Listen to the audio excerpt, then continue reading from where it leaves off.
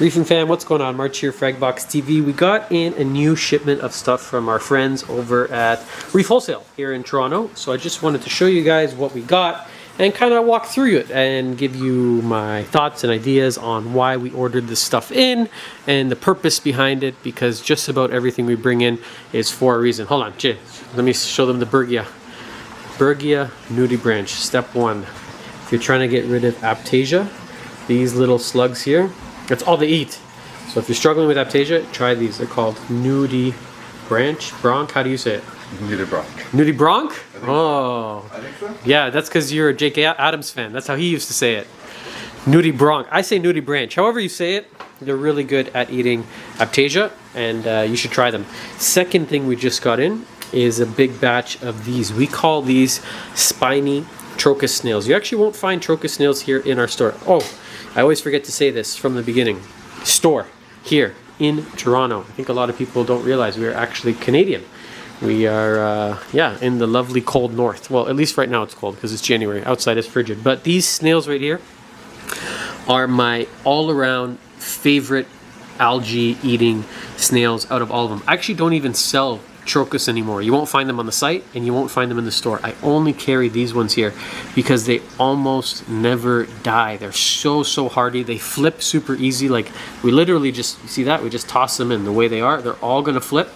And they're super powerful algae eaters. This tank, I don't have a lot of cleanup crew. I have one tang that's not really doing a great job, and I have this one lonely little tuxedo urchin, maybe a handful of astrea. But like I said, we don't even sell trochus anymore because these are just a far superior snail in terms of reliability. Is that a word you can use to describe a snail? They're reliable? Yeah, they are reliable. You know what? That's the word I'm going to use. They're hardy. They just live. It's very rare that we walk through the tanks and pull out a dead spiny trochus. And we call them spiny just because they're like trochus, same family, except the shell, they're spiny. So they give you this kind of cool appearance. And I find they're a little bit more gentle. They don't really bulldoze through the tanks like some of the other snails do, like Mexican turbos, which are great, but they can kind of bulldoze through the tank. We got in a yellow-faced candy goby. As you saw on the site right now, this winter, we have discontinued shipping of all fish. We've just had quite a poor on-time success rate because Canada Post went on strike, and I personally just can't stand knowing that I'm sending a fish out in the mail to die. I can't think of a more cruel way to kill an animal to try and make a profit, and it affects me and it keeps me up at night. So we've decided just for this winter, we're not going to be shipping any more fish.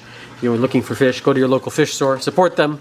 And then if you're looking for fish here in Toronto, you can come and pick them up in person. So we got a beautiful little yellow-faced candy goby. We almost always have one of these in stock. They're just really easy to care for.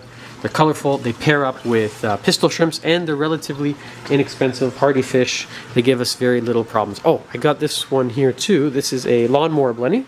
This one is actually going to come home with me because I have a little bit of algae I'm dealing with on the sand bed of my Reef Casa Laguna tank, and this guy, hopefully, Lawrence 3.0. This is going to be our third attempt at a lawnmower. I think in the past what happened was, actually someone commented on a video, and I think they were right. We do read the comments. He said that it's probably starving. It's eating all the algae in your tank, and they want an algae source of food, but I'm only feeding this right here is the Vitalis marine pellets. That's my favorite all-around coral food, is this one here. Give it a shot. We do offer it for sale, and we'll ship it internationally, actually, through reefcasa.com.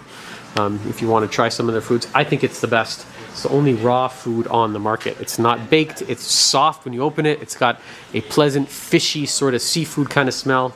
And I think it's the best. I don't eat it, but the fish do, and they seem to love it. But if you're going to keep lawnmowers, this is what the person said in the comment, that is that you want to give them an algae food source if there isn't any in the tank, because that's really what they want to eat. Okay. Anemones. This is something we don't typically get, and I got a bunch of cool new macros. So you know what? Let me open these bags, and then I'll show you some of them, because it's kind of silly to just lift the bag and say, oh, look at this anemone. Let me get it under the proper light, and then I'll show you guys what we're dealing with. We have a Tomini tang. Hello, Tomini tang. Why are we adding a Tomini tang to one of our aquariums? We need help with algae. There's no other Tominis in there, so I don't expect it to fight. It's this one right here. They're kind of like a gray-black color with a nice flame, orangey sort of tip. This guy's been swimming funny for a long time. That's just how he swims. Usually I'd be worried, but I think he's just a little bit overweight. But very good algae eating fish. We keep them in just about every tank. I think there's a large one somewhere in here. So most of the fish, if we're keeping them, we call them utilitarian fish. Oh yeah, there he is. Utilitarian because they serve a purpose. They don't just look pretty. So there's a tomini. There's one in this tank, and I believe also one in that. And now we have one in here as well. Small size. I hope that this guy isn't going to be too much of a bully. So we're going to keep a very, very close eye on him, because anytime you add a new tang to a tank, you do run the risk of aggression. We try to mix and match different species of tang. So we'll do like a sailfin, like that one there. I know it's kind of hard to see. Scopus. And then we actually have a yellow eye coal from Hawaii hiding right there in the back. We've had in the store for a very long time. Can't get these from Hawaii currently. Hopefully one day export will start again. Kavina's unbagging which one? Sailfin.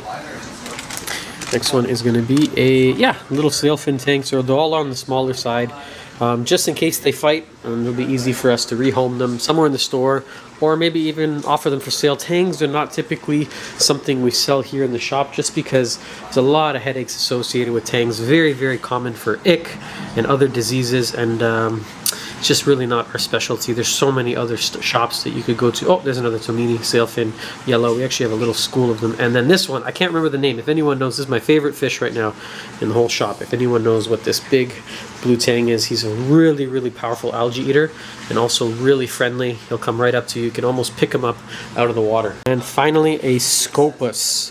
Very, very good, classic sort of algae eating tang from the Zebrasoma family. So you see, it kind of has the same shape as the yellow tang. It's got that long sort of snout, but not as aggressive, I find. I usually find that the Scopus are pretty chill. They don't really bother anyone. Again, all going to go in this tank just because we need a little bit more support. I might cut back a little bit on the feeding to force them to eat algae. Oh my god, look at that. Not even 30 seconds. I saw him just picking that algae away on the base of the plug. Come on, do it again for the camera. Do it for the camera. Show the world why we added you, my little sailfin.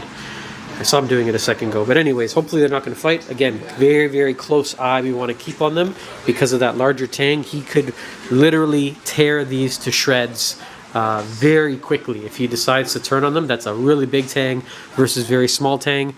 They're going to be in deep, deep trouble if we notice any sort of aggression. He's not even curious. He's not even paying them any sort of attention right now, which is a really good sign. So we got a bunch of new macros in. I have gone down this macro collecting like craziness. That's like, I'm obsessed with trying to find new, different, and cool macros. We've got some beautiful barber's brush, bigger than usual, some feather dusters. This funky fern looking one, I think it's called Blade Calerpa. No, I think I'm confusing it. And a couple new ones, like this one here. I've only seen this one once before. It comes from Mexico, and it's got a really tubular, thick, kind of burgundy structure to it. It's quite different. This one, which is similar to Dragon's Nest, but not quite. It's more purple, where I find the one that we call Dragon's Nest, which is not the right name, it's more red. I don't think the camera's really picking it up. This one, it's a different structure. They're kind of closer together. I've never kept it long term because we always sell out, and that is part of the inspiration behind this new system that I'm building to go over here, is to keep pieces of the macro, the weird ones. There's like so many over the years that I've found, and I always think, oh, I'm going to find more, so I end up selling it, and I don't keep any to cultivate. So I want to keep them. We have just 2 little mangroves in stock as well. These we have not had for a long, long time. They're out of season. I prefer if you pick the big one up. I can ship it if you want. It's just going to be kind of expensive because it's got this weird oblong kind of goofy looking shape right now, but it should correct itself and look beautiful in no time. Kind of like the ones we have here growing out of the middle of our frag tanks. We got a couple new corals, but the star of the show here is really the anemones.